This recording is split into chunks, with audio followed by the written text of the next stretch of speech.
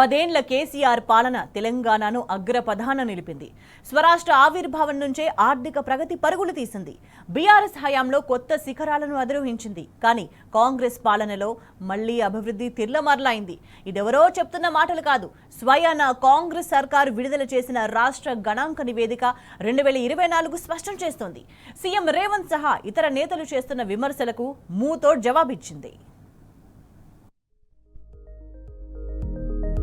10 ఏళ్ల కేసీఆర్ పాలనలో తెలంగాణ సుభిక్షంగా మారింది. దశాబ్దాల వివక్షను, నిర్లక్ష్యాన్ని చెరిపేస్తూ అభివృద్ధి బాట పట్టింది. అన్ని రంగాల్లో అనితర సాధ్యమైన వృద్ధి సాధించింది. వ్యవసాయం పండుగలా మారింది. ఈ సత్యాలను వేరెవరో చెప్పడం కాదు. పొద్దున్లేస్తే బీఆర్ఎస్ పాలనను రాజకీయంగా విమర్శించే కాంగ్రెస్ సర్కారే స్వయంగా ఈ విషయాలను వెల్లడించింది. ప్రభుత్వం సోమవారం విడుదల చేసిన రాష్ట్ర గణాంక నివేదిక 2024 10 ఏళ్ల కేసీఆర్ పాలనలో రాష్ట్రం సాధించిన అభివృద్ధికి అక్షర సాక్ష్యంగా నిలిచింది. వివిధ రంగాల్లో రాష్ట్ర ఆర్థిక పరిస్థితిని పొందుపరుస్తూ రూపొందించిన ఈ నివేదిక బీఆర్ఎస్ హయాంలో సాధించిన రాష్ట్ర పురోగతికి అద్దం పట్టింది. కాంగ్రెస్ నేతల నోళ్లకు తాళం వేసింది. వారి విమర్శలు ఉత్తివేనని ఈ లెక్కలు తేల్చి చెప్పాయి.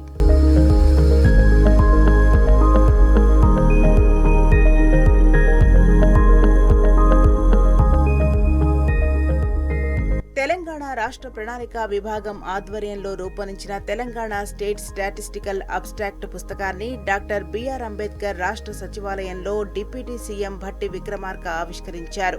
ఈ నివేదికలో కేసీఆర్ అమలు చేసిన పథకాలు రాష్ట్ర వ్యవసాయ రంగాన్ని అభివృద్ధి చేయడంతో పాటు రైతుల ఆదాయాన్ని, సంక్షేమాన్ని పెంచిందని కాంగ్రెస్ సర్కార్ స్పష్టం చేసింది.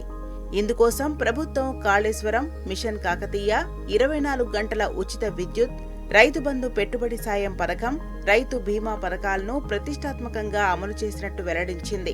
ఈ పథకాల ఫలితంగా రాష్ట్ర ఆదాయంలో వ్యవసాయ రంగం వాటా 155.7% పెరిగిందని, పంటల సాగు ఉత్పత్తిలో గణనీయమైన వృద్ధి నమోదైనట్టుగా తెలిపింది. బియ్యం ఉత్పత్తిలో 1.68 కోట్ల టన్నులతో తెలంగాణ రాష్ట్రం దేశంలోనే నెంబర్ 1గా నిలిచినట్టు తెలిపింది.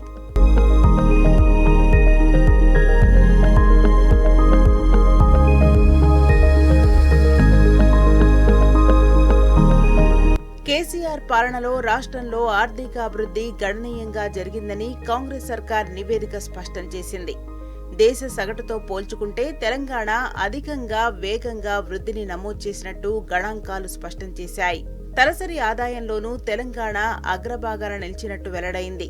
స్వరాష్ట్ర ఏర్పాటు తర్వాత దేశ సగటుతో పోల్చుకుంటే రాష్ట్రం జీడీపీఎస్లో ప్రతి ఏటా వృద్ధిని నమోదు చేసింది.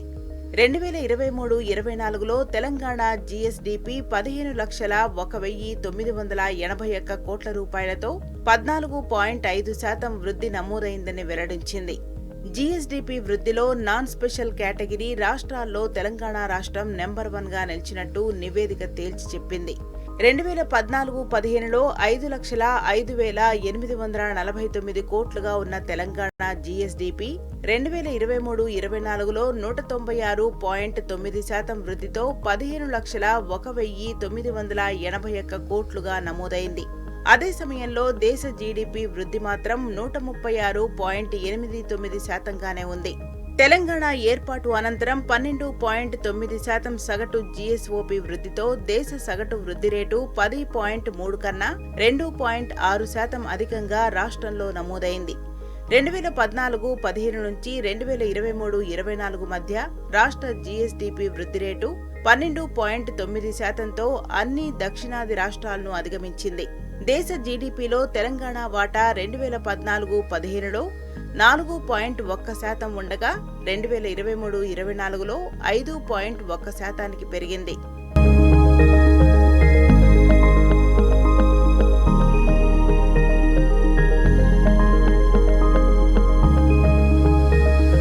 జనాభా పరంగా చూస్తే దేశ జనాభా మొత్తంలో తెలంగాణలో 2.8% ఉన్నప్పటికీ దేశ జీడీపీలో మాత్రం రాష్ట్రం 5.1% వాటాను సమకూర్చింది.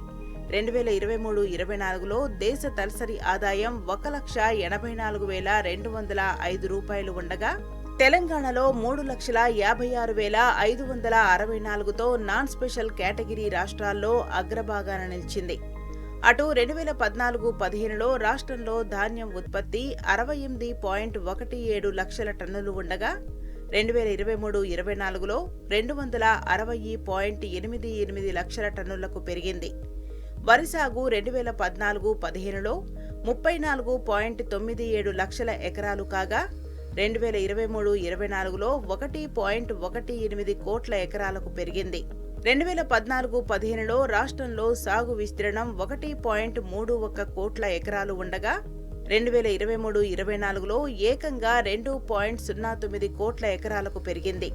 2023-24లో రుణమాఫీ కింద 22.05 లక్షల మంది రైతులకు సంబంధించి 17,770 కోట్ల రూపాయలను కేసీఆర్ ప్రభుత్వం మాఫీ చేసినట్టు కాంగ్రెస్ సర్కార్ నివేదిక స్పష్టం చేసింది.